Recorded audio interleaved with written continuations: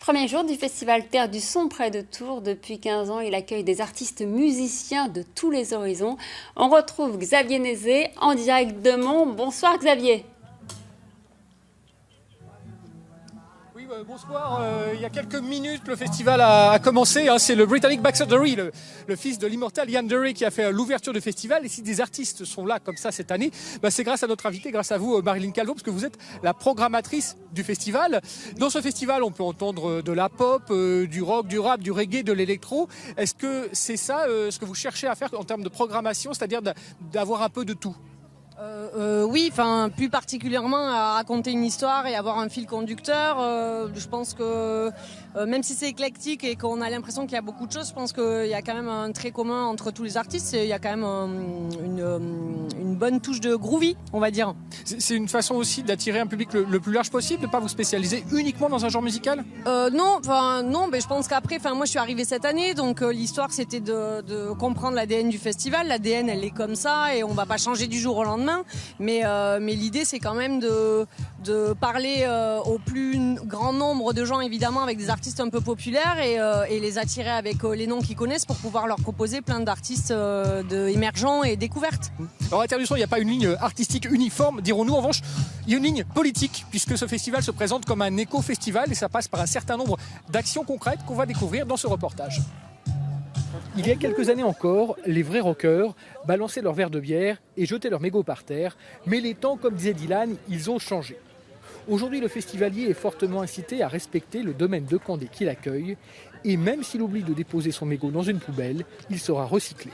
En fait, là, nous sommes en train de transformer des mégots de cigarettes qui ont été collectés dans la ville de Tours, nettoyés. Donc là, nous les transformons en bijoux. Donc il s'agit d'expliquer, de sensibiliser sur les mégots jetés dans l'espace public afin justement d'éviter la toxicité, la salubrité, tout simplement une question de civisme. Le festival fait aussi attention à l'énergie qu'il consomme.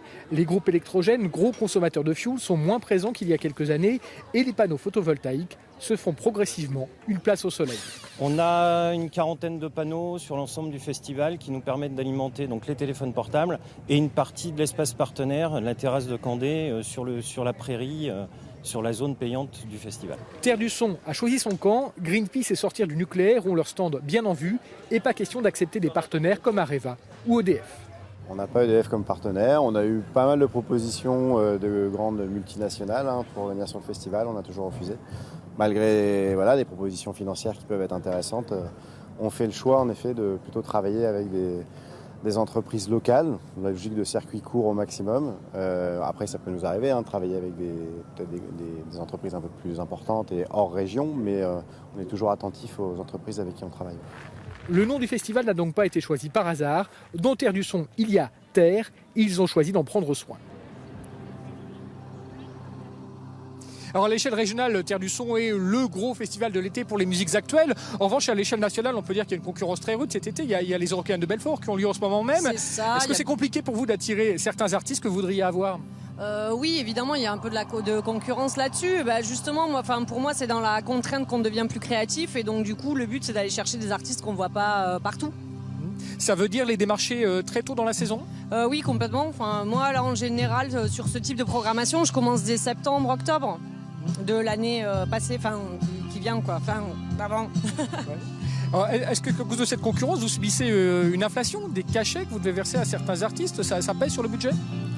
Disons qu'après on sait que tout le monde n'a pas le même budget. Je pense que les producteurs sont au courant des contraintes de chacun et essaient évidemment de s'adapter à tout le monde. Mais c'est vrai que les plus gros festivals remportent la mise, on va dire. Ouais. Ça vous oblige aussi à chercher certains partenariats pour avoir le budget conséquent, pour avoir les artistes que vous voulez ? Non, pas spécialement. Évidemment, après, on travaille plus avec des partenariats, mais ça concerne plus la partie qu'on défend, développement durable, écologie. Sur les artistes, on va aller chercher des artistes qu'on voit pas ailleurs, mais on fait comme on peut, quoi. Marilyn Calvo, merci d'avoir été avec nous. On va maintenant pouvoir découvrir la suite de la programmation que vous nous avez préparée. Ça marche. Juliette Armanet va tout juste débuter son concert. Et puis, dans quelques instants aussi, un groupe tourangeau qui s'appelle Jim Ballon, dont on vous reparlera demain.